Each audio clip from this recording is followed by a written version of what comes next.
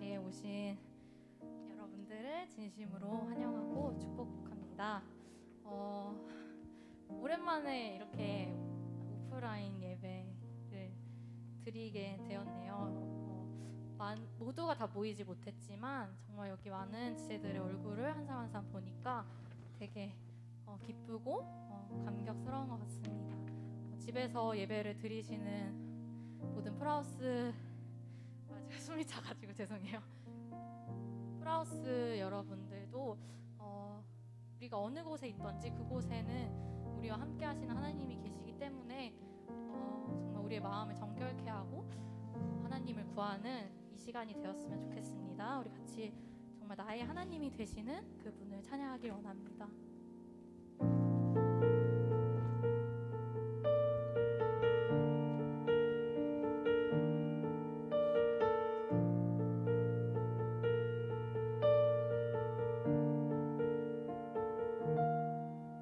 나의 사랑 너는 어여쁘고 참 귀하다. 어느 보석보다 귀하다. 내가 사랑스럽지 않을 때 너를 온전히 사랑하고 너와 함께 하려 내가 왔노라.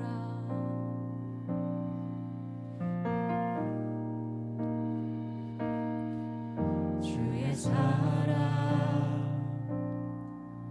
이 사랑은 결코 변치 않아. 모든 계절 돌보시네. 푸른 마르고 꽃은 시드나 주의 말씀은 진실해. 실수가 없으신 주만 바라라. 주님의 나라와 뜻이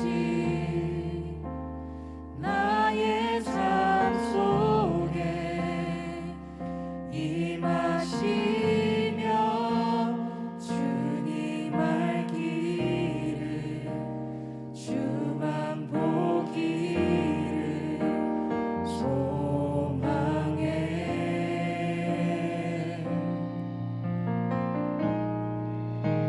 거룩히 살아가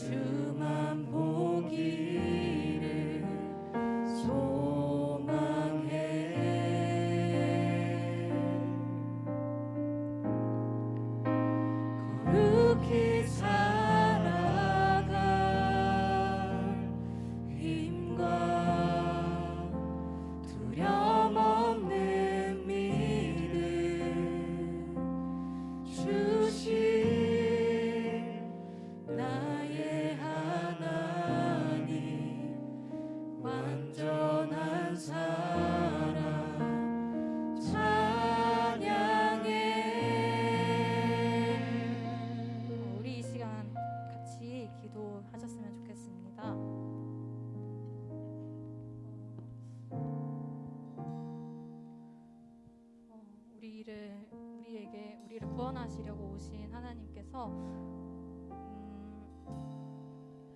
정말 한결같으신 사랑으로 우리에게 찾아오셨을 때와 지금의 우리의 모습 속에도 여전히 동일하게 하나님은 한결같으시게 사랑을 부어주시는 분이십니다. 그런 하나님을 우리는 어떻게 생각하고 있습니까? 각자가 개인의 마음속에 이 하나님을 과연 정말 나의 하나님이라고 나 역시 그분께 사랑을 고백하고 있는가요? 무엇이 달라지셨습니까? 하나님은 동일하신데 우리의 삶에서 무엇이 변하였습니까? 나의 마음이 변했습니까? 나의 환경들이 변했습니까? 정말 그런 상황 속에서 변하는 나의 모습들, 나의 상황 속에서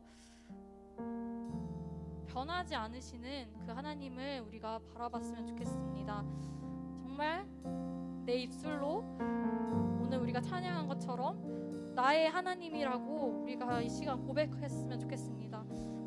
이 시간 우리 마음속에 있는 정말 하나님은 어떤 분이신지, 정말 내 주인 되시고 나의 사랑이 되시는 분이신지 이 시간 자기 자신을 돌아보면서 정말 나의 하나님을 구하는 시간이 되었으면 좋겠습니다. 같이 기도하겠습니다.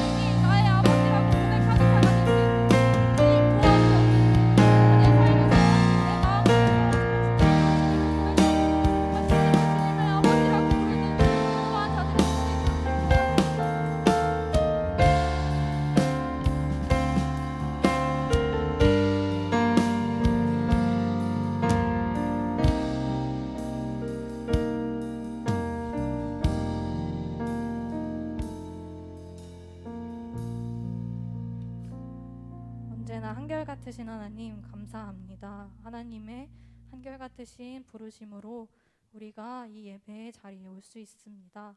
주님, 변하는 것은 하나님이 아니시고 우리입니다. 우리의 삶이 날마다 변하고 우리의 마음도 날마다 변합니다. 그러나 그 자리에서, 그런 환경 속에서 변하지 않으시는, 한결같이 사랑을 부어주시길 원하시고 한결같이 나와 동행하기를 원하시는 하나님을 우리가 찾길 원합니다. 그래서 정말 내가 그 하나님을 부르짖어 구하여서 정말 하나님을 나의 하나님으로 고백할 수 있는 우리가 될 수 있도록 주님 도와주시옵소서. 감사드리며 예수 그리스도의 이름으로 기도드립니다. 아멘. 네, 우리가 정말 그 하나님께서 부어주신 사랑을 이 시간 기쁨으로 찬양했으면 좋겠는데, 제가 여기 혼자 서 있으니까 썰렁하잖아요. 그렇죠? 우리 같이 일어나서 찬양을 했으면 좋겠어요. 일어나 볼까요? 네, 불편하신 분들은 안 일어나셔도 돼요. 괜찮아요. 몸이 안 좋으신 분들은. 네, 그럼 우리 같이 기쁨으로 이 자리에서 모여서 정말 하나님의 사랑을 정말 기쁨으로 찬양했으면 좋겠습니다.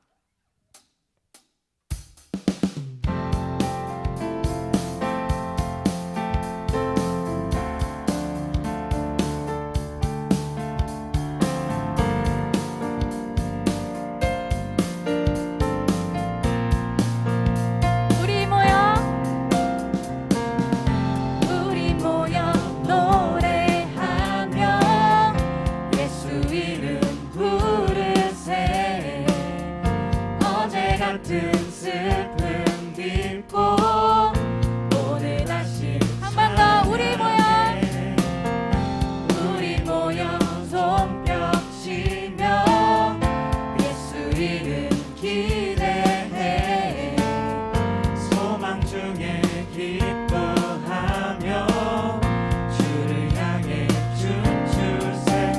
우리가 기쁨과 소망 잃어버려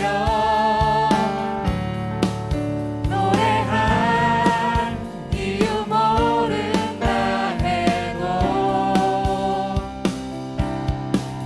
주님 사랑의 열정 끝없이 우리를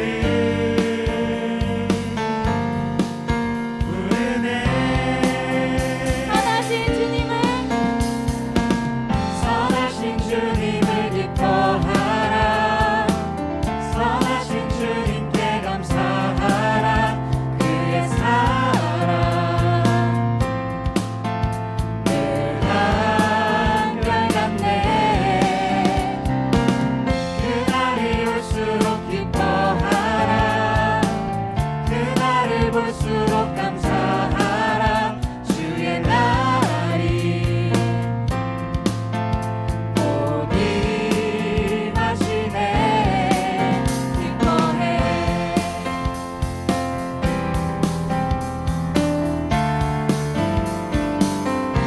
한번 더. 우리 모여 노래하며 예수 이름 부르세. 어제 같은 슬픔 잊고 오늘 다시 찬양해. 우리 모여 손뼉치며 예수 이름 기대해. 소망 중에 기뻐하며 주를 향해 춤추세. 우리가 기쁨과 소망 잃어버려 노래할 이유 모른다 해도 주님 사랑의 열정 끝없이 우리를 부르네. 선하신 주님을 선하신 주님을 기뻐하라.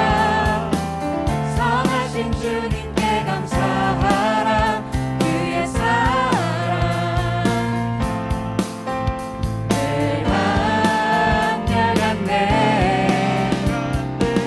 그날을 볼수록 기뻐하라. 그날을 볼수록 감사하라. 주의 날이 곧 임하시네. 선하신 주님을 기뻐하라. 선하신 주님께 감사하라. 그의 사랑 늘 한결같네. 그날이 올수록 기뻐하라. 그날을 볼수록 감사하라. 주의 날이 우리 마지막으로 선하신 주님을 선하신 주님을 기뻐하라. 선하신 주님께 감사하라. 그의 사랑 늘 한결같네. 그날이 올수록 기뻐하라. 그날을 볼수록 감사하라. 주의 날이 곧 임하시네. 기뻐해.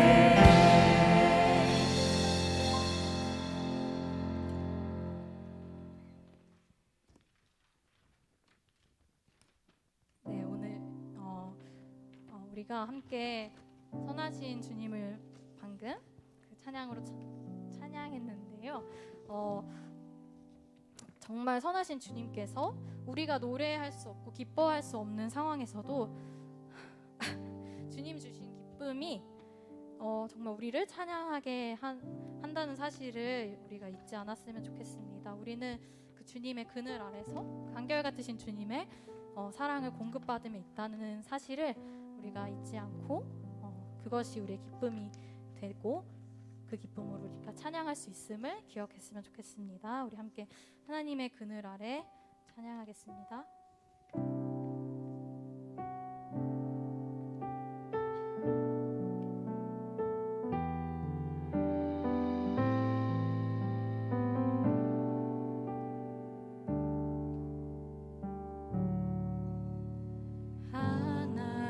하나님의 그늘 아래 내 모든 것 다 내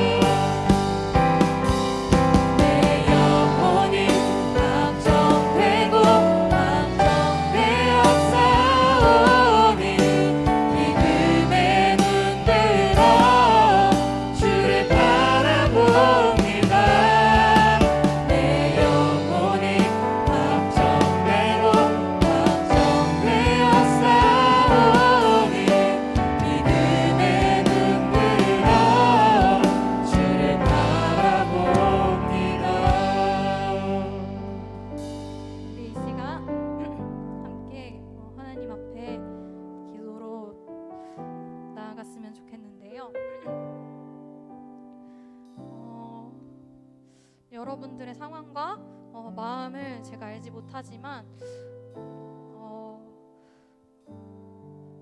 제가 제 얘기를 조금 깊게는 안 하고 하자면, 제가 한 주 동안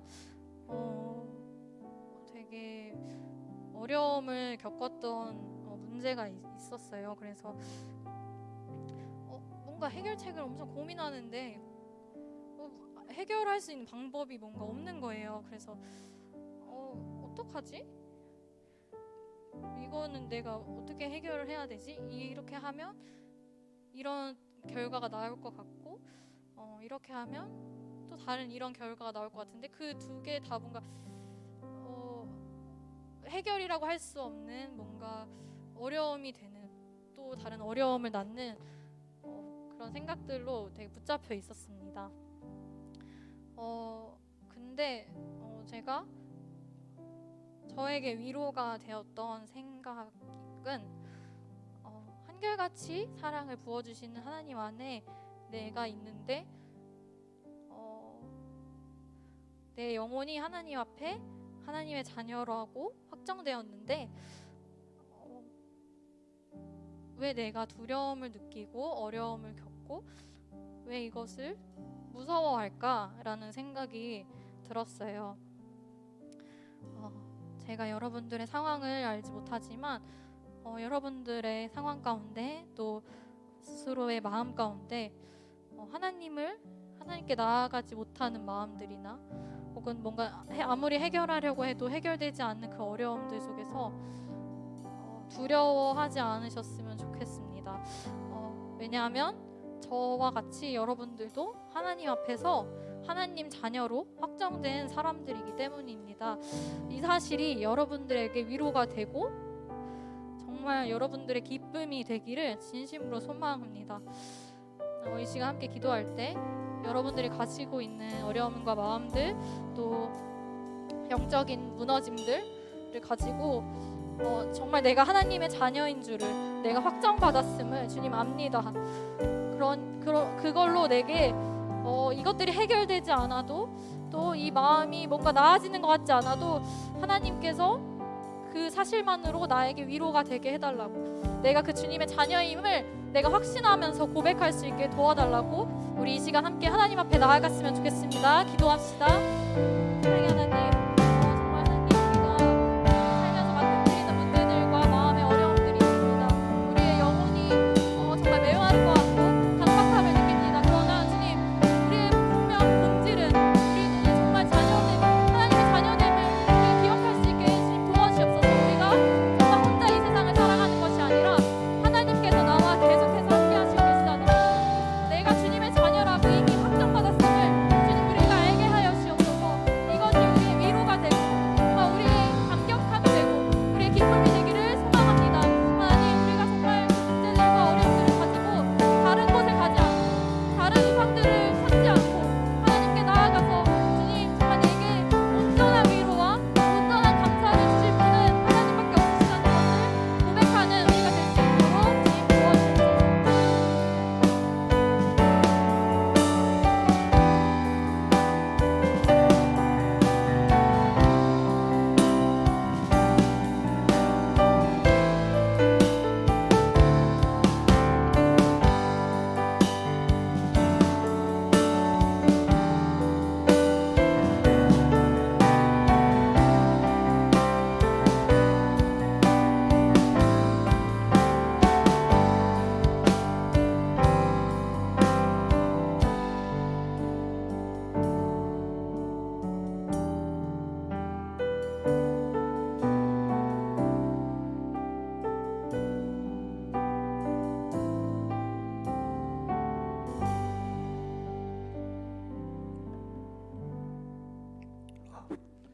살아계시고 언제나 우리와 함께 하시는 하나님 아버지, 주일 오후 주님의 말씀을 듣기 위해 주님의 자녀들이 이 자리에 모일 수 있도록 허락하심에 감사드립니다. 아직 종식되지 않은 코로나로 인해 떨고 있는 우리의 마음을 어루만져 주옵시고, 온라인과 오프라인으로 주님께 예배드리는 모든 주님의 자녀들을 축복하여 주옵소서. 주님, 한 주간 각자의 자리에서 바쁜 삶을 살아가다 이 자리에 모였습니다. 직장과 학업 등에 치이고 나태함과 게으름으로 주님과 24시간 동행하지 못한 우리의 나약함을 회개하오니 용서하여 주시고 항상 주님과 동행하는 저희가 될 수 있도록 힘을 주시옵소서. 이 시간 말씀 전하시는 목사님께 은혜 부어 주시길 원하고 말씀을 듣는 우리가 온전히 주님의 말씀에 집중하고 성령 충만한 그런 시간이 되게 하여 주옵소서. 마치는 시간까지 주님께서 함께 계실 것을 믿사옵고 감사드리며 예수 그리스도의 이름으로 기도드립니다. 아멘.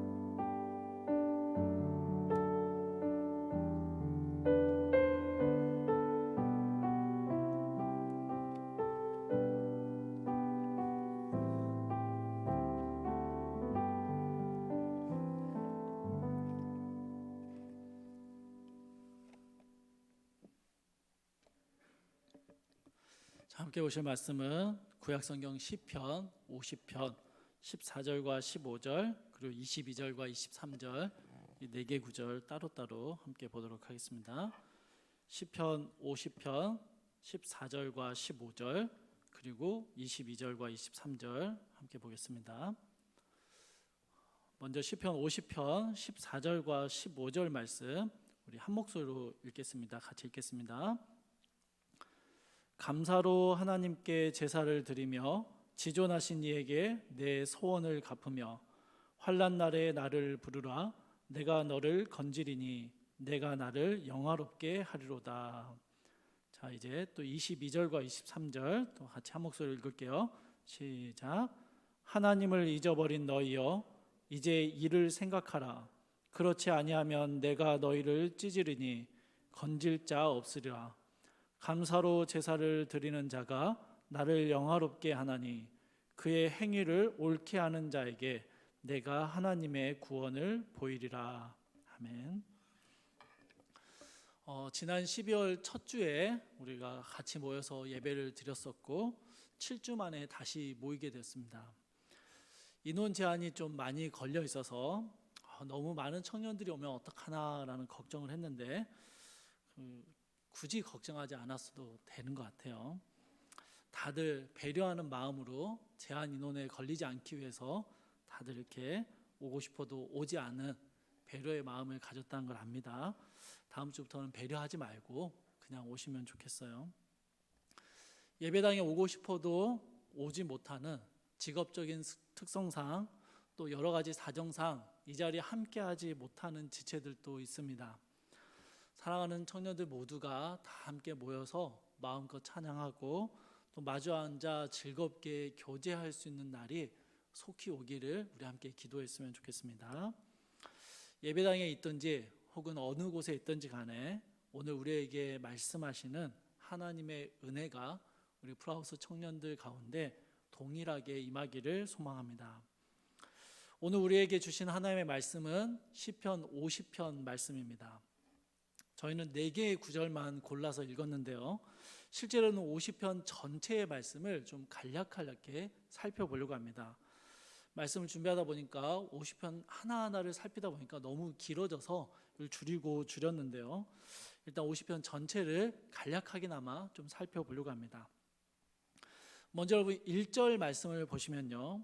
하나님께서는 시편 50편을 시작하시면서 하나님이 어떤 분이신지를 설명하고 밝히는 것으로 시작하고 있습니다. 하나님은 전능하신 이 여호와이십니다. 구약성경에서 여러분 구약성경을 읽다가 전능하신 분이라는 이런 표현이 나오잖아요. 이런 표현이 나오면 이것은 특별히 창조주 하나님에 대한 이야기를 하고 있는 것이다 라고 이해하시면 됩니다. 우리가 예배 시간에 암송하고 고백하는 사도신경의 첫 구절이 어떻게 시작하나요? 전능하사 천지를 만드신, 그렇죠? 그래서 전능하신 하나님 하면은 성경이 말하는 가장 먼저 떠올리는 이미지는요, 온 우주 만물의 창조자이시며 그 만물을 다스리시는 하나님의 이미지를 설명하고 있는 것입니다. 이 전능하신 하나님이 바로 여호와이십니다. 우리는 별로 감흥이 없죠. 여호와라는 단어가 가지는 의미를 생각한다면, 아니 이스라엘에게 여호와라는 이 이름이 어떤 가치와 의미를 가지고 있었는지를 우리가 이해한다면 전능하신 하나님, 창조주 하나님이 여호와이시다라는 이 선언을 그저 감흥 없이 들을 수 없습니다. 출애굽기 3장에서 하나님께서 모세를 부르시는 장면이 있어요. 모세를 불러내셔서 모세로 하여금 이스라엘을 이끌고 애굽을 빠져나가게 하는 그 놀라운 사명을 주시는 장면이 있습니다. 그때 모세가 하나님께 하나님의 이름에 대해서 질문을 합니다. 누가 나를 보냈습니까? 라고 물어볼 때 당신의 이름을 뭐라고 말하면 좋겠습니까? 라고 질문을 해요. 그러자 하나님께서요, 자신에 대한 표현으로서 자신의 이름을 나는 스스로 있는 자라고 말씀하십니다. 많이 들어보셨죠? 나는 스스로 있는 자라고 말씀하세요. 그러면서 하나님이 자신에 대한 또 다른 표현으로 뭐라고 말씀하시냐면요, 나는 아브라함의 하나님, 이삭의 하나님, 야곱의 하나님이다 라고 설명을 하십니다. 그러니까 여러분, 스스로 있는 자라는 이름은 뭐냐면 이 이름에서 유래된 단어가 여호와라는 단어인데요, 이 이름의 의미가 뭔가 하니 아브라함의 하나님, 이삭의 하나님, 야곱의 하나님, 이스라엘의 조상들의 하나님, 이스라엘의 하나님이라는 의미를 가지고 있다라는 것입니다. 무슨 말이냐면 여러분, 아브라함이 살았던 삶의 전반에 걸쳐서 그의 인생 전체와 함께 하시며 세밀하게 역사하셨던 하나님의 이름이 여호와입니다. 이삭에게도 그러하셨고요, 야곱의 삶에도 동일하게 일하셨습니다. 이스라엘의 조상들 가운데, 이스라엘 이 백성 가운데 하나님은 늘 함께 하셨고 늘 세밀하게 역사하셨다라는 것입니다. 그 이름, 하나님의 세밀한 역사하심을 드러내는 이름이 바로 여호와입니다. 그래서 여러분, 이스라엘에게 여호와라는 이름은요, 나와 함께 하시며 내 삶에 여전히 역사하고 계시는 하나님에 대한 이름이었습니다. 그런데 그 여호와가 사실은 전능하신 하나님이셨다라고 선언하고 있는 것입니다. 온 세상 만물의 창조주이시며 만물을 다스리시는 통치자가 바로 우리 여호와이시다라고 이야기하고 있는 것이죠. 그런데 여러분, 더 놀라운 사실은요, 이런 놀라운 사실을 우리는 너무 가볍게 여긴다는 거예요. 우리는 예배 중에 하나님의 이름을 잘 부릅니다. 여호와 하나님, 우리와 함께 하시는 하나님에 대해서 고백도 하고 노래도 합니다. 설교 시간에는 우리와 친밀하게 동행하시는 하나님에 대한 이야기를 참 많이 듣습니다. 들으면서 고개를 끄덕끄덕 하기도 합니다. 기도 시간에 나의 아버지 하나님, 내 삶에 역사하시는 하나님의 이름을 부르며 그 하나님께 도움을 구하기도 합니다. 그런데 여러분, 우리가 너무 익숙하게 부르고 이야기하는 바로 그분이 온 세상의 창조주이시며 통치자이시다라는 사실을, 이 엄청난 사실을 우리는 너무 자주 가볍게 지나간다라는 것입니다. 제가 예전에 청년 시절에 출석했던 교회가 이 광화문 세종문화회관 그 뒤편 쪽에 있었어요. 제가 대학 1학년을 다닐 때만 해도 그 지역이 굉장히 오래된 동네였고요. 구불구불한 골목길들과 오래된 집들, 거의 판잣집에 가까운 집들도 있었어요. 그런 집들이 많이 있는 지역이었습니다.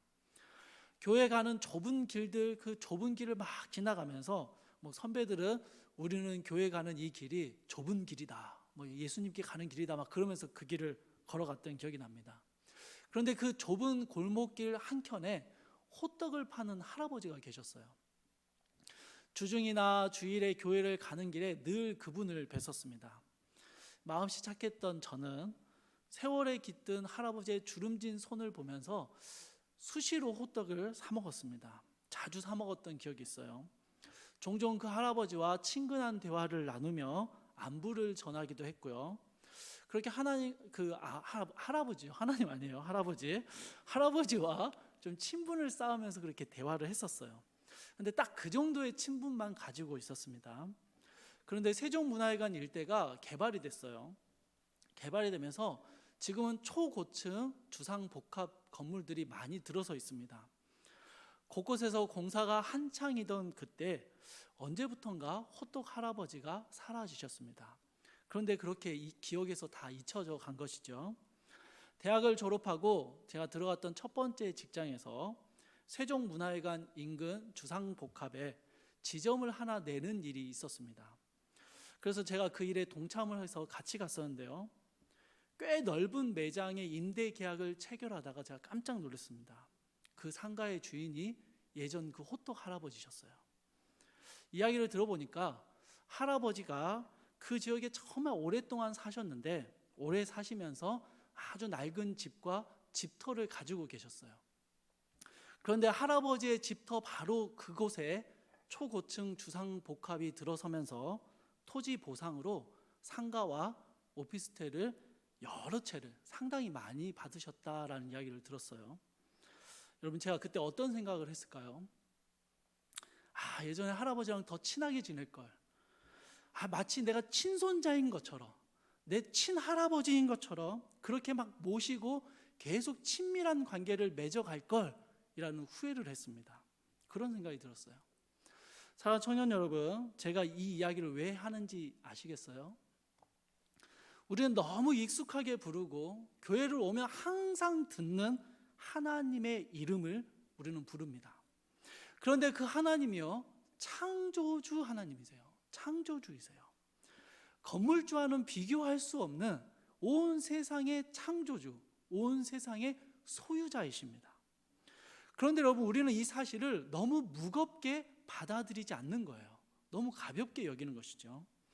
만약 우리가 이렇게 쉽게 부르고 쉽게 다가갈 수 있는, 쉽게 구할 수 있는 하나님이 온 세상의 창조주이시라는 것을 무겁게 받아들인다면 어떻게 될까요? 우리는 그 하나님과 더 친밀해지기를 원하게 될 것입니다. 늘 부르던 찬양이, 언제나 쉽게 들을 수 있었던 말씀들이, 하나님을 부르던 그 기도의 시간들이요, 이전과는 전혀 다른 의미로 우리에게 다가올 것이다 라는 것이죠. 전능하신 하나님이 여호와이시다 라는 이 시편 50편의 첫 번째 선포는 하나님과 친밀한 관계를 맺으며 살아갔던 이스라엘이 그 하나님이 어떤 분이신지를 올바르게 알고 있는지를 물어보며 시작합니다. 이제 5절에서요, 전능하신 하나님께서는 자기 백성들을 나의 성도들이라고 부르십니다. 그러면서 그들을 제사로 나와 언약한 이들이다 라고 설명하고 계십니다. 하나님께서는 택하신 백성들과 언약을 맺으셨습니다. 그리고 그 언약의 도구로서 제사 제도를 사용하셨습니다. 여러분, 구약 시대에요, 하나님께서 이스라엘에게 주신 많은 율례와 계명들이 있습니다. 여러 가지 제도들이 있습니다. 그런데 그 중에서 가장 핵심적인 것을 꼽으라 하면은 제사 제도를 들 수 있습니다. 여러분, 구약 성경 전체를 보면 제사가 끊임없이 나오고 제사의 내용이 계속 나옵니다. 제사 제도는 이스라엘과 하나님이 언약을 맺기 위해 만드신 것이었습니다. 그래서 하나님께 제사를 드린다라는 것은요, 이스라엘이 하나님의 백성이라는 정체성을 드러내는 아주 중요한 표현 방식이고 행위였습니다. 그런데 여러분, 이 제사라는 형식이, 이 형식 자체가 이스라엘만이 가진 아주 특별하고 특수한 제도는 아니었습니다. 여러분, 고대 종교들 있잖아요. 뭐 잘 모르더라도 뭐 영화 같은 데 보면 뭐 이상한 종교들 있잖아요. 그럼 고대 종교들에서 보면은요, 자신들이 믿는 신에게 제물을 바치는 제사의 행위들이 대부분 들어 있습니다. 대부분 제사 드리는 모습이 있어요. 그래서 하나님이 만드신 제사 제도는 굉장히 혁신적이거나 완전히 새로운 것은 아니었습니다. 그런데 여러분, 인류 최초의 제사를 누가 만드셨을까요? 하나님이 만드셨죠. 하나님이 만드셨습니다. 그런데 사람들이요, 하나님이 만드신 이 제사 제도를 자기 좋을 대로 변형하고 자기 필요한 대로 바꿔가면서 이 제사가요, 우상 숭배의 모습으로 변질되게 됩니다. 당시 널리 퍼져 있었던, 고대 시대에 널리 퍼져 있었던 제사 제도의 특징은요, 신과의 계약적인 관계, 상업적인 관계를 형성하는 것이었습니다. 무슨 말이냐면 여러분, 기브 앤 테이크, 신이 좋아하는 제물을 바쳐주면 그 신은 내가 원하는 것을 주는, 신에게 더 좋은 제물을, 그 가치 있는 제물을 드리면 드릴수록 내가 더 많은 것들을 얻어낼 수 있는 상호 교환의 공식을 이루는 그런 관계였습니다. 굉장히 상업적인 딜을 하는 관계였던 것이죠. 하나님께서는요, 그 당시에 그 제사 제도를 그대로 가져오셨지만 이스라엘에게 제사에 관한 세부적인 내용들을 하나하나 가르쳐 주시며 당시에 널리 퍼져 있었던 제사 제도와 하나님이 만드신 제사 제도 안의 차이점들을 분명하게 가르쳐 주십니다. 그런데 여러분, 하나님으로부터 제사 제도를 받은 이스라엘이 어떻게 될까요?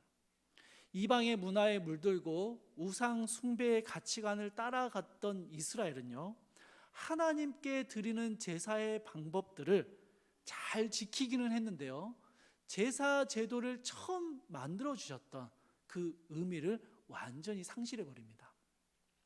8절부터 13절에서 하나님께서는요, 이스라엘이 드리고 있는 이 수많은 제사들이 무의미하다라고, 필요 없다라고 말씀하십니다.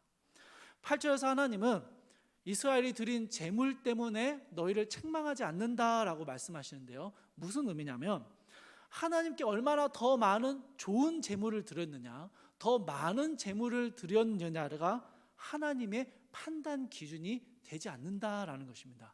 그것 때문에 책망하지 않으신다라는 거예요. 왜냐하면 사실 하나님은 제물이 전혀 필요 없는 분이시기 때문이에요. 9절부터 13절에서 하나님께서는요, 내가 세상의 창조주다라는 사실을 다시 한번 표현하고 계십니다. 내가 온 만물의 소유주인데 너희가 주는 그 제물이 받고 싶어서 제사를 만들었겠느냐라고 물으시는 거예요. 하나님은 제물을 필요로 하시는 게 아니에요. 이스라엘에게 무언가를 얻어가기 위해서, 무언가를 받기 위해서 제사 제도를 만드신 게 아니었다라는 것입니다.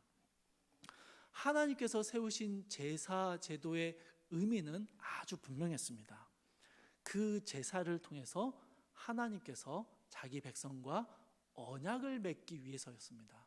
언약을 맺는 것, 이게 중요했던 것이죠. 우상 숭배적인 제사의 모습은 상업적인 관계다라고 말씀을 드렸습니다. 주는 게 있으면 받는 게 있는 게 당연한 관계이죠. 그러나 여러분, 하나님과 성도들의 관계는요, 전혀 다릅니다. 우리의 하나님과 우리의 관계를 언약 관계로 설명하자면 인격적인 언약 관계다라고 설명할 수 있을 것 같아요. 성경에서는 하나님께서 그 백성과 맺으신 언약을 설명할 때 그것을요, 혼인 관계나 혹은 부자 관계로 설명합니다.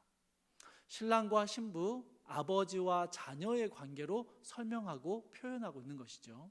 물론 주인과 종의 관계도 있습니다. 그러나 성경이 말하는 언약 관계의 가장 주된 표현은요, 혼인 관계 혹은 부자 관계, 아버지와 자녀의 관계로 설명을 하는 것입니다. 그래서 여러분, 이 표현은요, 다르게 말하면 가족 관계입니다. 가족이 되었다라는 것을 보여주고 있는 것입니다. 자, 여러분, 제가 아주 상식적인 질문을 하나 드릴게요. 가족이 된다는 것이 가지는 가장 기본적인 의미가 무엇일까요? 남자와 여자가 만나 결혼을 하잖아요. 결혼해서 가정을 이루잖아요. 그 가정을 이룬다라는 가장 기본적인 의미가 무엇일까요? 혈연 관계가 아니더라도 우리가 이제 한 가족이 되었다라고 말할 때 그 가족됨의 가장 기본적인 의미, 그게 무엇일까요? 같이 사는 거이죠. 같이 사는 겁니다. 요즘 제 아내가 저를 하숙생이라고 불러요. 분명히 한 집에 같이 살고 있는데 집에서는 밥 먹고 잠만 잔다고 그래서 하숙생이라고 부릅니다. 그래서 사실 저는 오늘 본문에서 이 가족됨에 대해서 설명할 자격이 좀 없는 사람이에요. 그럼에도 성경에서 말하는 하나님의 가족됨에 대해서 제가 말씀을 드리자면요, 이것은 단순히 물리적으로 함께 사는 것만을 의미하지 않았습니다. 여러분, 우리도요, 함께 살아도 전혀 가족같지 않은 사람들이 있고요, 떨어져 살아도 여전히 가족인 사람들이 있습니다. 그렇죠? 이 물리적으로 함께 있는 것뿐만 아니라 내면적인 거리감, 가깝게 친밀하게 교제하고 살아가고 있느냐라는 것이 가족 때문에 아주 중요한 의미이기 때문입니다. 그럼 여러분, 하나님이 우리와 언약 관계를 맺으시고 우리와 가족이 되셨다라는 의미는 무엇일까요? 우리는 하나님과 같이 살게 됩니다.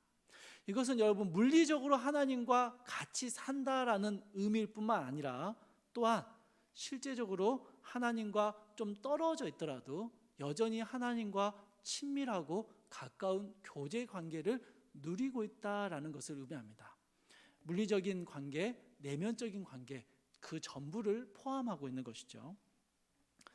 사랑하는 청년 여러분, 하나님께서 출애굽한 이스라엘과 처음 언약을 맺으시던 장면을 한번 생각해 봅시다. 여기에서 하나님은 나는 너희의 하나님이 되고 너희는 나의 백성이 되리라라는 아주 하나님의 전매 특허 같은 말씀을 하십니다. 하나님께서는 시내산에서 이 언약의 약속을 말씀하시고요. 이제 우리가 인격적인 관계, 가족이 되었음에 대해서 설명하시고 그 이후에요, 모세에게 회막을 만들라라고 명령을 하십니다. 회막의 구조와 재료들, 그 회막을 만들 방법들에 대해서 굉장히 구체적으로 하나하나 설명해 주셨습니다. 회막이 완성되었고요. 이스라엘이 가나안을 향해서 이제 행진을 하려고 하는데요. 그 행진을 준비하는 장면에서 민수기 2장 2절에서 하나님이 이렇게 말씀하십니다. 여러분 잘 들어보십시오. 이스라엘 자손은 각각 자기의 진영의 군기와 자기의 조상의 가문의 기호 곁에 진을 치되 회막을 향하여 사방으로 치라. 회막은 하나님이 거하시는 곳, 하나님의 임재가 머무는 곳을 의미합니다. 그리고 회막은요, 이스라엘 전 백성 가운데 전 백성이 모여 있는 그 정중앙에 항상 위치해 있었습니다. 그리고 이스라엘 12지파는요, 회막 주변에 사방으로 흩어져서 각기 종족대로, 각기 가문대로, 각기 모이고 싶은 대로 모여서 진을 쳤습니다. 그런데 여러분, 민수기 2장 2절의 말씀에서요, 12지파가 각자 흩어져 있는데 그곳에서 어떻게 진을 치라라고 이야기하냐면요, 회막을 향하여 진을 치라라고 이야기합니다. 여러분 머릿속에 그려지십니까? 뭐 둥그런 원이든 네모를 그리던 간에 그 정중앙에 회막이 있고요, 그 사방을 둘러싸고 3, 3, 5 자기들끼리 이스라엘 12지파가 흩어지고 뭉쳐 있습니다. 그런데 그렇게 흩어진 모든 이스라엘 사람들이요, 단 한 가지의 기준을 지켜야 하는데, 따로 흩어져 있고 따로 모여 있다 할지라도 항상 회막을 향하여 진을 쳐야 합니다. 그럼 무슨 의미인지 아시겠어요? 항상 하나님의 중심이 되어서 하나님을 바라보는 곳에 모여 있거나 흩어져 있어야 한다라는 것입니다. 하나님께서는 회막을 지으라고 명령하셨고요, 그 회막을 이스라엘 한 가운데에 두셨습니다. 무슨 의미일까요? 하나님께서 언약을 맺으신 이스라엘 그 한 가운데 함께 거하시겠다라고 약속하신 겁니다. 그리고 백성들은 자기의 기준에 따라서 흩어지기도 하고 모이기도 했는데, 언제나 회막이 바라볼 수 있는 곳, 회막이 보이는 곳에서 모여 있어야만 했습니다. 이스라엘의 삶의 중심에는 항상 하나님의 임재가 있었고요, 하나님의 임재가 있는 회막을 향해서 삶을 살아야 했습니다. 여러분, 물리적으로 같이 살 뿐만 아니라 내적으로도 항상 회막을 바라보며 살아야 했던 것이 이스라엘의 삶의 모습이었다라는 것이죠. 여러분, 이게 하나님께서 이스라엘과 맺으셨던 인격적인 언약의 모습이었습니다. 하나님은 이 언약적인 관계를 올바르게 세우기 위해서 제사라는 제도를 가르쳐 주셨습니다. 그런데 여러분, 이스라엘이 이 언약적인 관계는 완전히 그냥 내팽개치고 그냥 제사를 열심히 지키긴 하는데요, 변질된 제사를 지키기 시작합니다. 하나님께서는 그들이 드리는 수많은 제사들, 수없이 반복되고 있는 그 제사들을 향해서 무의미하다라고 말씀하십니다. 그런데 유독 한 가지 종류의 제사에 있어서만큼은 하나님이 기뻐하시고 받으시는 모습을 그려주고 있습니다. 그게 오늘 설교의 제목이기도 한데요, 감사로 제사를 드리는 것입니다. 14절과 15절에서는요, 감사로 제사를 드리는 자가 하나님을 영화롭게 한다라고 설명하고 있습니다. 그러면 이제 우리가 이런 생각을 하게 됩니다. 감사로 드리는 제사, 줄여서 감사 제사라고 부를게요. 감사 제사가 다른 제사와 다른 점은 무엇일까? 뭐가 달랐을까? 아니, 감사 제사가 뭐가 더 특별했기에 하나님이 이 감사 제사를 기뻐 받으신 것일까라는 생각을 합니다. 레위기의 말씀을 보면요, 제사에 관련된 규례들이 참 많이 나오죠. 그래서 우리는 레위기를 읽는 게 참 어렵습니다. 그런데 레위기에요, 이스라엘이 하나님께 드려야 했던 수많은 제사들의 규례들이 정말 많이 나오는데요, 반복해서 나오는데 이 레위기의 제사를 정말 단순하게 정리를 하면요, 하나님과 깨어진 관계를 회복하기 위해서 또는 자신이 범한 죄악들에 하나님의 용서와 은혜를 구하기 위해서 드리는 것이 제사였습니다. 이게 제사의 아주 단순한 정의였어요. 하나님께서는 자기 백성과 언약을 맺으셨습니다. 이 언약은 하나님 안에서의 인격적인 언약이었고, 그것은 서로를 향한 사랑과 충성을 요구하는 언약이었습니다. 그런데 우리가 다 알다시피 우리는 그 하나님의 언약을 매번 어기며 살아갑니다. 끊임없이 불순종하고요, 끊임없이 언약을 깨트리는 죄악들을 저지르면서 살아요. 이스라엘도 항상 그렇게 삽니다. 그렇게 범죄함으로 인해서 하나님과의 관계가 멀어지고 끊어지고 언약이 깨어지는 일이 일어나게 될 때 하나님은 그때 제사를 드리게 하셨습니다. 제사를 드리라고 하셨어요. 정해진 제물을 드림으로써 그 죄의 문제를 해결하고 다시 하나님과 언약적인 인격적인 관계를 회복할 수 있는 방법으로 제사 제도를 가르쳐 주신 것이죠. 여러분, 이게 제사의 가장 기본적인 의미였습니다. 우리는 여전히 불성실하지만, 우리는 여전히 하나님과의 언약을 무시하고 깨트리지만, 우리와 맺은 언약을 끝까지 지켜가시기를 원하셨던 하나님은요, 우리가 하나님과 관계가 회복될 수 있는 방법으로서 제사를 세우셨고, 그 제사를 통해서 언약을 맺으셨던 것입니다. 여러분, 이게 이해가 되십니까? 이 언약이 예수 그리스도까지 이어지죠. 그런데 여러분, 하나님의 창조주 하나님이시다라는 것을 생각할 때 하나님의 이런 모습은요, 전혀 이해가 되지 않습니다. 하나님은 말 한마디로 세상을 지으신 분이십니다. 말씀의 능력으로 우리와 언약을 맺으시면 되지요. 나는 너희와 언약을 맺을 텐데 이 언약을 절대 어기면 안 된다. 그리고 하나님의 말씀의 능력으로 우리를 강제하시고 이 언약 관계 속으로 끌어오시면 되는 겁니다. 그런데 하나님이요, 정말 복잡한 제사 제도를 하나하나 가르쳐 주시면서 언약을 맺으셨습니다. 그렇게 인격적인 언약을 맺으시고요, 얼마든지 우리가 그 언약을 깨트리고 불순종할 수 있는 여지를 남겨두셨다라는 것입니다.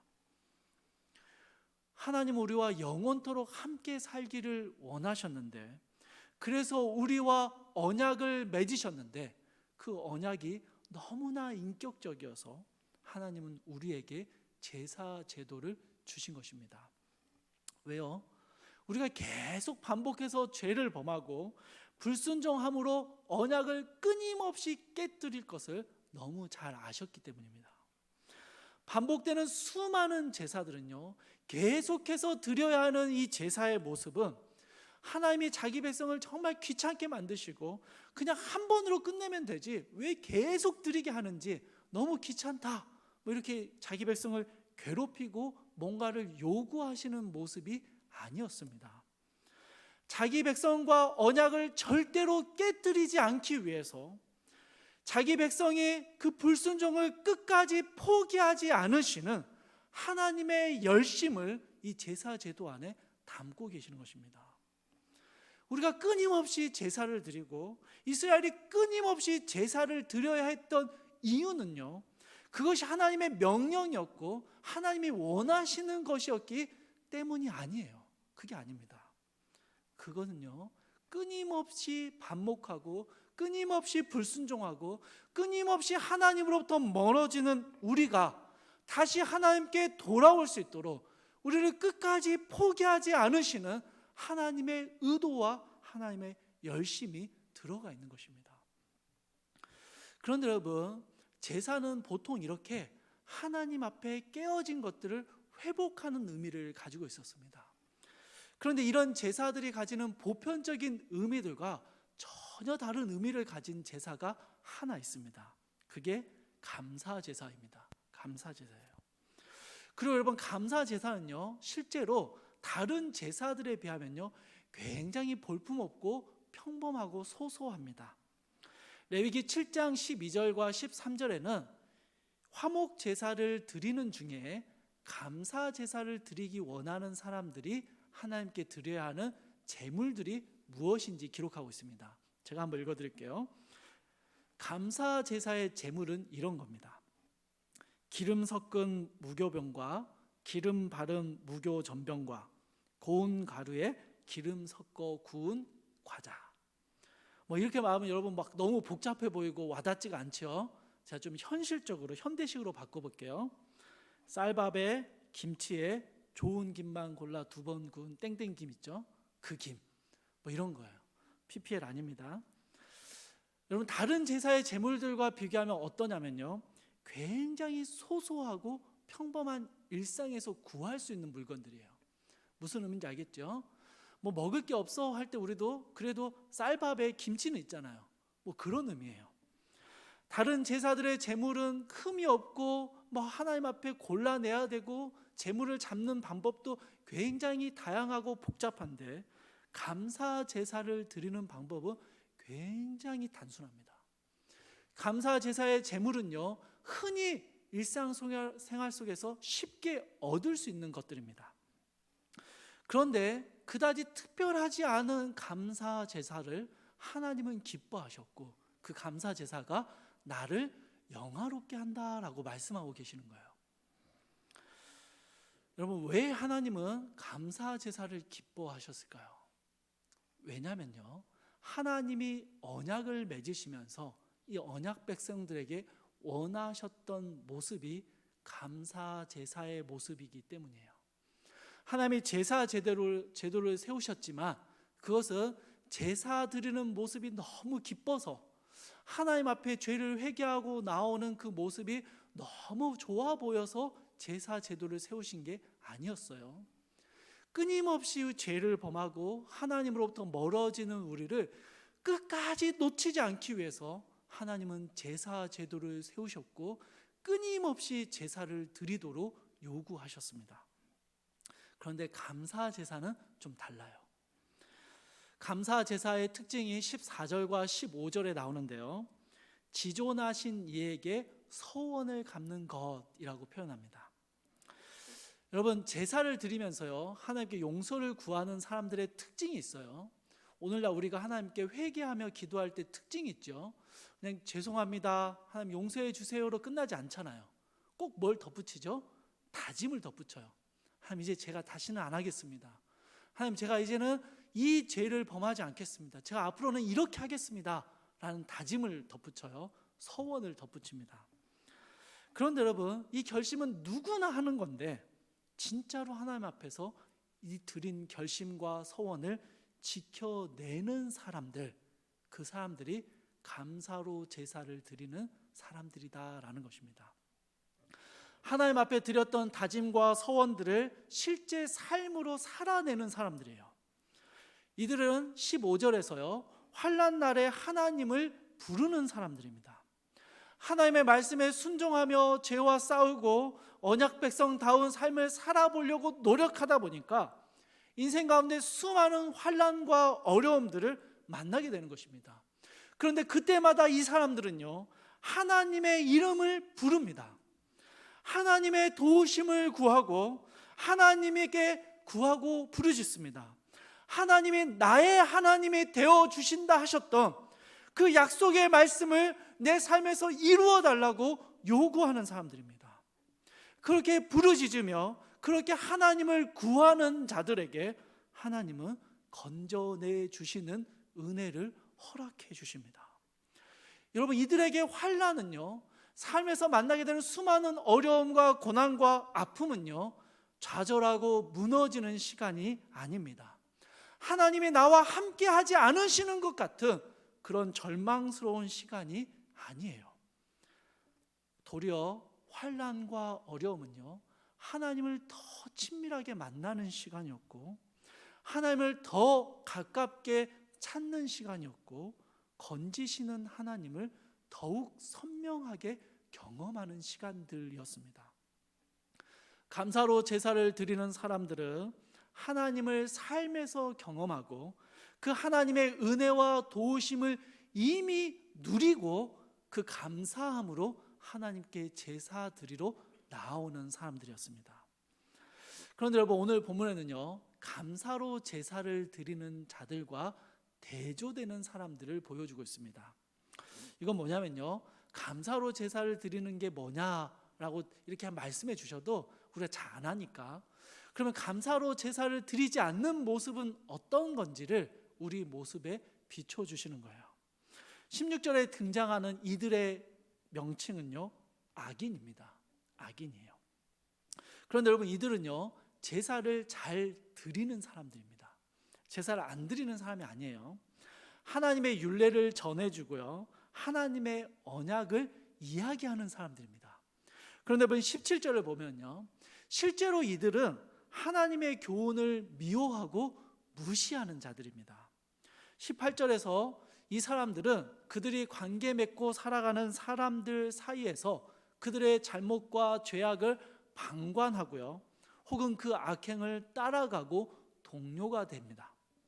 21절에서는요, 이들이 그렇게 자신들이 세상과 연합되어 동료가 되어 살아가는 삶을 살아도 하나님이 잠잠하신 것을 보면서 이렇게 해도 괜찮구나라고 생각하는 사람들이다라고 설명하고 계십니다. 무슨 의미냐면요, 예배 안 드리면 큰일 날 줄 알았는데 예배 안 드려도 괜찮아요. 별일 없어요. 예배 안 드려도 잘 살 수 있어요. 예배 안 드려도 살 수 있구나라고 생각하는 겁니다. 목사님이 기도해야 된다고, 기도 안 하면 우리는 살 수 없다라고 이야기하는데, 기도 안 해도 잘 사라지는데, 기도 안 해도 내 삶의 문제들이 풀려나가는 것들을 경험하면서 기도 안 해도 잘 살 수 있구나라고 생각하는 사람들입니다. 작은 죄를 지으면 그 죄 때문에 큰일 날 줄 알았는데, 하나님의 질책을 받을 줄 알았는데, 죄를 지어도 별 일이 안 일어나요. 하나님이 이 정도까지는 봐주시나 보다, 이 정도까지는 괜찮나 보다라고 생각하는 것입니다. 그런데 여러분, 이 사람들을 하나님이 뭐라고 부르신다고요? 악인이라고 부릅니다. 악인이라고 부르셔요. 하나님의 율례와 언약을 모르는 사람들이 아니라 때마다 절기마다 제사도 드리고 하나님의 율례를 전하고 언약을 이야기하는 사람들인데, 그들은 그들의 삶 속에서 하나님과 전혀 상관없는 삶을 살아가고 있습니다. 그래서 22절에서요, 하나님은 이런 악인들을 이렇게 표현하십니다. 하나님을 잊어버린 사람들이라고 말씀하십니다. 사랑하는 청년 여러분, 우리는 주어진 예배의 시간을 잘 지켜왔습니다. 여러 모임들도 잘 참석해 왔고요, 말씀 나눔도 잘하고 성경 지식도 제법 있습니다. 그런데 그럼에도 불구하고 하나님을 잊어버린 사람들이 될 수 있습니다. 어떨 때요? 오늘 본문에서는요, 감사로 제사를 드리지 않을 때, 감사로 드리는 제사가 우리 가운데 사라졌을 때, 수많은 예배를 드리고 하나님의 이름을 이야기하고 하나님의 말씀을 나누고 기도하고 그 하나님의 이름을 부른다 할지라도 우리의 삶에서 감사로 드리는 제사가 사라질 때 우리는 하나님을 잊어버린 자가 된다라고 말씀하시는 거예요. 제사의 행위는 드리고 있지만, 예배는 드리고 있지만, 모임은 참석하고 있지만, 하나님과의 언약적인 관계, 하나님과의 친밀함, 같이 사는 관계가 완전히 사라져 버렸을 때, 내 삶의 자리에서 하나님을 붙들었고 내 삶의 자리에서 하나님을 구하고 그 하나님의 도우심을 경험하는 그 삶의 감사의 제사들이 사라져 버렸을 때, 여러분, 우리는요 수많은 예배를 반복해서 드리고 있지만 하나님을 잊어버린 자로 살아가게 된다라는 것입니다. 하나님께서는 삶과 예배가 분리되어 버린 사람들, 예배에서 하나님을 경험하지만 삶의 자리에서는 하나님과 아무런 상관없이 감사의 제사가 사라진 삶을 살아가는 사람들을 하나님을 잃어버린 자들이다라고 표현하고 계시는 것입니다. 하나님과의 언약을 생각하고 제사 제도를 통해 언약을 맺으신 그 이유와 목적을 잊어버린 사람들을 향해서 22절에서 하나님은요 생각하라 라고 말합니다. 근데 여러분, 저는 이 22절에 나오는 생각하라 라는 이 뉘앙스가요, 여러분, 그거 있죠, 막 좀 너무 어이없어 하면서, 그러면서 뭐 손짓 이렇게 하면서 생각 좀 해라, 생각을 하고 사는 거냐, 이런 뉘앙스로 느껴집니다. 하나님이 언약 백성으로 부르셨고 제사의 제도를 통해서 잊어버리지 않도록 끊임없이 반복하며 제사 드리고 끊임없이 반복하며 예배 드리며 이 언약의 목적을 잊지 말라고 그렇게 가르쳐 주셨는데, 예배는 잘 드려요. 예배는 잘 지킵니다. 모임도 잘 드리고요, 나눔도 잘 해요. 그런데 삶의 자리에서 감사의 제목이 완전히 사라져버린, 삶의 자리에서 하나님을 경험하는 일이 멈춰져 버린 사람들, 그들을 하나님은 하나님을 잊어버린 자들이다 라고 말씀하시며 생각하라 라고 이야기하십니다. 주 안에서 사랑하는 청년 여러분, 제가 여러분에게 계속 예배를 강조하고 예배 참석과 셀 모임 참석을 강권하는 이유가 여기에 있습니다. 저는 여러분이 하나님을 잊어버린 자로 살지 않기를 원합니다. 하나님의 언약 백성으로서 하나님과의 친밀한 교제를 누리며 살아계신 하나님을 경험하며 살아가는 감사로 제사를 드리는 자의 삶, 그것이 우리 살아가는 청년들의 삶이 되기를 간절히 바랍니다. 여러분, 우리는요 우리에게 주어진 예배의 형식들을 잘 지켜야 합니다. 우리의 예배가, 우리의 모임들이요 그냥 사람이 만들어낸 모임이 아니라 하나님께서 우리에게 허락하신, 하나님이 우리와 함께 하시는 물리적인 시간이고 장소임을 기억해야 합니다. 그 자리를 힘써 지키셔야 합니다. 그런데 여러분, 그 자리를 잘 지켜도 하나님을 잊어버린 자로 살면 아무 의미가 없습니다. 삶의 예배에서 하나님을 경험해야 합니다. 일상의 소소하고 평범한 삶의 자리에서 하나님을 인식하며 생각하며 살아야 합니다. 여러분, 우리 신앙의 선배들은요 이러한 삶의 예배를요 코람데오라는 말로 불렀습니다. 라틴어인데요, 하나님 앞에서라는 단어입니다. 멋지죠? 코람데오. 우리 카카오 프로필에 이런 코람데오 하나 딱 써 있으면 정말 멋있습니다. 좀 잘 찾아봐서 라틴어로 그대로 적어 놓으면 더 멋있어요. 코람데오. 누군가 야, 네 프로필에 코람데오 뭐 이상한 영어 써 있던데 그거 뭐야? 그거 라틴어인데 하나님 앞에서 살아간다라는 의미야. 여러분, 감사 제사가 가지는 특징은요, 하나님 앞에서 하나님과 친밀하게 삶의 소소한 일상들을 살아내는 삶이었습니다. 감사 제사가 가지는 또 다른 특징이 하나가 있는데요, 감사 제사는요 언제 어떻게 드려야 할지에 대한 규정이 없습니다. 여러분, 다른 제사들은요 제사를 드려야만 하는 상황들이 하나하나 기록되어 있습니다. 어떨 때는 속죄제를 드려라, 이럴 때는 속건제를 드려라, 이럴 때는 이렇게 해라, 이럴 때는 이런 제사를 드려라. 이게 아주 세세하게 기록되어 있어요. 그런데 여러분, 감사 제사는요, 언제 드릴지를 감사 제사를 드리는 사람이 결정합니다.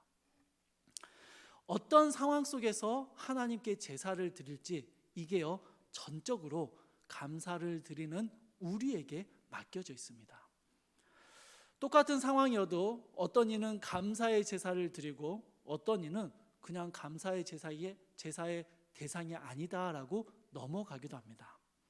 스스로 발견해내야 하고 자발적으로 드리는 제사, 그것이 감사 제사가 가지는 아주 독특한 특징이었습니다.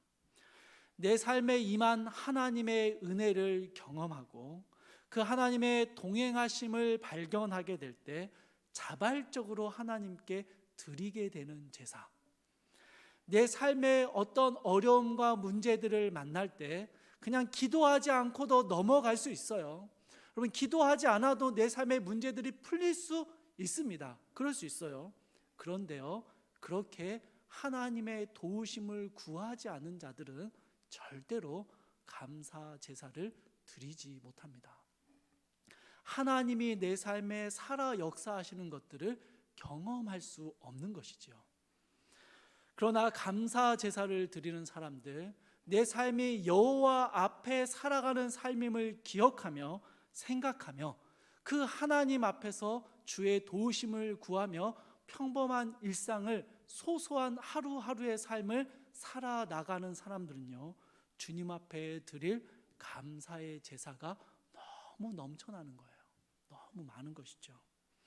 코람데오의 삶을 살아낼 때 우리는 주일에 모여 예배하고 셀 모임 하는 것을 넘어서서 우리의 삶의 자리에서 하나님께 감사의 제사를 드리게 됩니다. 횟수도 상관없고요, 언제 어떻게 드릴지도 상관없습니다.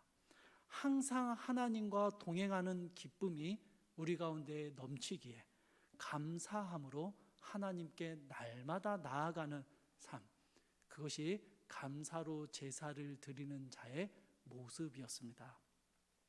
사랑하는 청년 여러분, 우리는 참 어려운 시대를 지나가고 있어요. 어려운 시기를 지나가고 있습니다. 함께 모이기를 너무 원하고 간절히 소망하고, 그렇게 모일 때 또 많은 제약 가운데서 기뻐하며 은혜를 누리고 있습니다. 그런데 여러분, 그 어느 때보다 우리에게 코람데오의 삶이 요구되고 있습니다. 한 번의 예배로 무슨 비타민 주사 맞듯이 예배 드리고 한 주를 버텨내자, 이런 삶은 이제 더 이상 살아낼 수 없는 시대입니다. 우리의 삶의 자리에서 하나님을 잊어버린 자로 살지 마시고 코람데오, 하나님과 동행하며 감사로 제사를 드리는 자의 삶을 살기 위해서 여러분의 삶에 하나님을 생각해야 합니다. 하나님이 우리와 언약을 맺으셨음을, 그 언약이 인격적이며 함께 사는 가족의 언약임을 여러분 기억하셔야 합니다. 그리고 그 하나님을 부르고 구하고 그 하나님 앞에 우리 믿음으로 살아낼 때, 코람데오의 삶을 살아갈 때 우리의 삶에 주님이 동행하시는 그 놀라운 기쁨이, 그 예배의 은혜들이 삶 곳곳마다 넘쳐나게 될 것입니다. 우리 사랑하는 청년들, 한 주의 삶을 살면서 여러분 주일의 은혜에 붙들고 곱씹으며 살지 말고 날마다 부어주시는 하나님의 은혜를 새롭게 경험하며 그 하나님과 동행하는 감사로 제사를 드리는 귀한 우리 사랑하는 청년들의 삶이 되기를 주님의 이름으로 축복합니다. 우리 함께 찬양할 텐데요, 감사함으로 그 문에 들어가며, 약간 좀 빠르고 신나게 부르는 찬양인데 우리 청년부가 좀 신나게 부르는 찬양 잘 못하잖아요, 그죠? 그래서 저도 못하는데 우리 안에 항상 기쁨과 감사함으로 채워주실 하나님을 기대하며 함께 찬양합시다.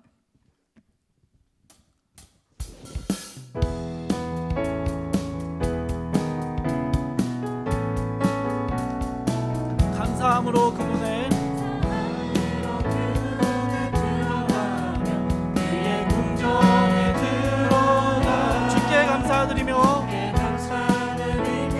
그 이름을 송축할지 감사함으로 그 문에 들어가며 사랑으로 그 문에 들어가며 그의 궁정에 들어가 주께 감사드리며 그 이름을 송축할지어다 주님의 기쁨 내게 임하네 나 항상 기쁨 안에서 주 찬양 주님의 기쁨 내게 임하네 나 기쁜 찬송 주께 드리네 다시 찬양할게요. 감사함으로 기쁨에 들어가며 그의 궁정에 들어가 주께 감사드리며 그 이름을 송축할지 감사함으로 그 문에 감사함으로 그 문에 들어가며 그의 궁정에 들어가 주께 감사드리며 그 이름을 송축할지어다 주님의 기쁨 내게 임하네 나 항상 기쁨 안에서 주 찬양 주님의 기쁨 내게 임하네 나 기쁜 찬송 주께 주님의 기쁨 내게 임하네 주님의 기쁨 내게 임하네 나 항상 기쁨 안에서 주 찬양 주님의 기쁨 내게 임하네 나 기쁜 찬송 주께 드리네 우리 같이 기도합시다. 여러분 소망을 가지고 기도합시다. 우리 하나님 잊어버린 자처럼 살았지 하고 가슴을 치고 하나님 앞에 우리의 죄를 회개하고 돌이키되 여러분 소망을 가지고 기도합시다. 하나님 이번 한 주는 하나님을 잊어버린 자가 아니라 감사로 제사를 드리는 자로 살게 하여 주십시오. 내 삶에 하나님이 함께 하시는 기쁨과 주님이 주시는 감사의 제목들이 있게 하여 주시고 내 삶 속에서 하나님 앞에 살아가는 하나님을 인식하며 살아가는 코람데오의 삶을 살게 하여 주십시오. 우리 그렇게 이 한 주의 삶을 기대함으로 소망함으로 주님의 도우심을 구하며 함께 기도하며 나아갑시다. 기도할게요.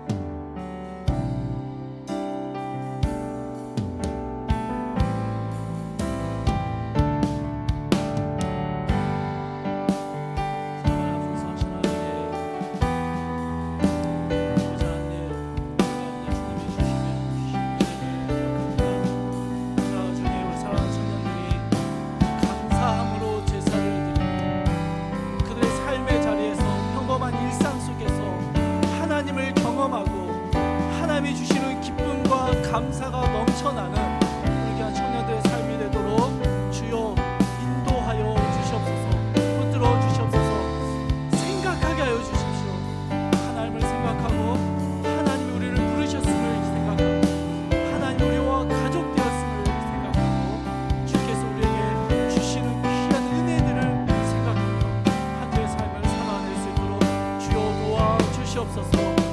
사랑하는 주님, 사랑하는 플라우스 청년들, 흩어진 그 자리에서 함께 모여 예배하지 못하지만 그 자리에서 주님을 마음껏 예배하고 우리의 삶의 자리에서 하나님께 감사로 제사를 드리는 귀한 예배자의 삶을, 언약 백성의 삶을 살아낼 수 있도록 주여 우리 사랑하는 청년들 가운데 함께하여 주시옵소서.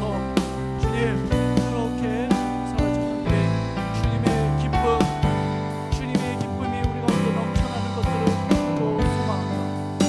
감사함으로 나아가는 청년들의 삶을 소망하게 하여 주시옵소서. 이렇게 주님 가운데 사랑해 주신 것을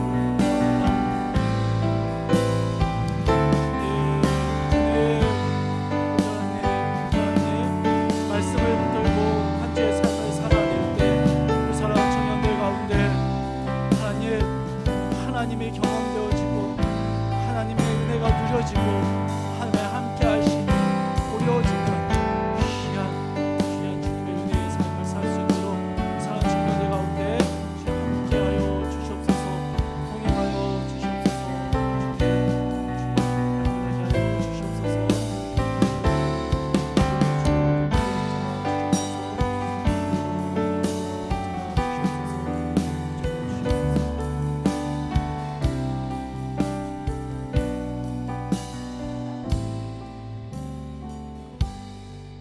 한 가지 더 기도합시다. 한 가지 더 기도할 때 우리 공동체의 예배 회복을 위해서 기도합시다. 여러분, 단지 보이지 않는 얼굴들이 출석 잘하는 걸 바라고 기도하는 게 아닙니다.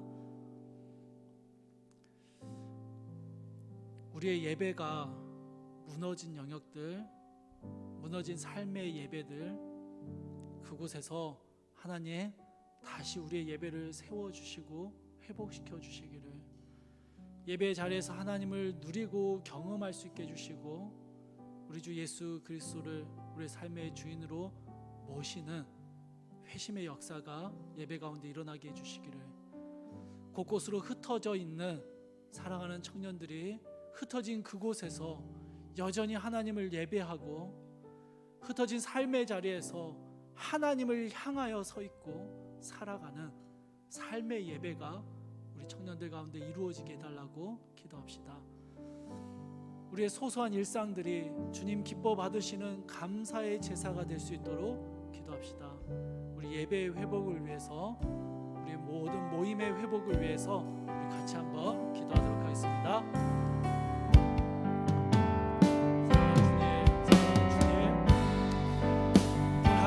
프라우스 공동체 예배의 회복을 붙들고 기도합니다.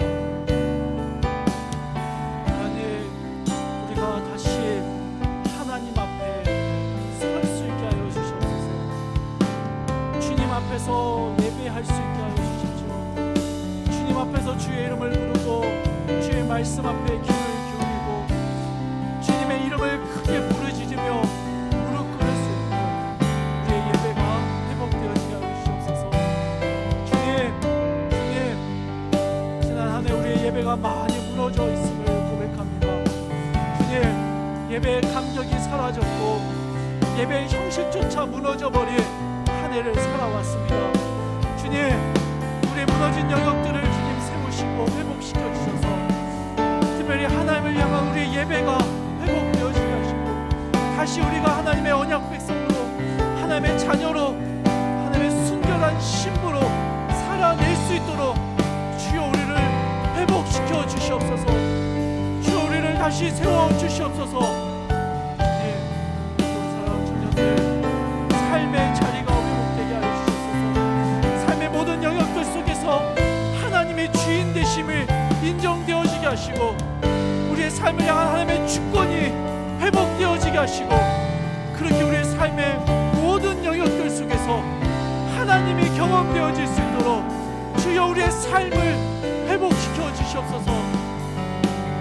사랑하는 주님, 코로나19로 인하여 사랑하는 청년들 가운데 여러 어려움들이 있습니다.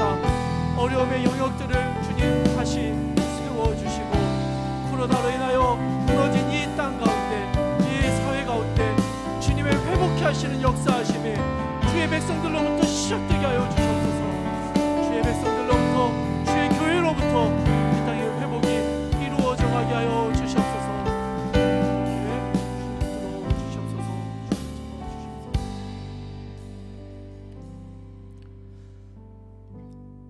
사랑하는 풍성하신 하나님,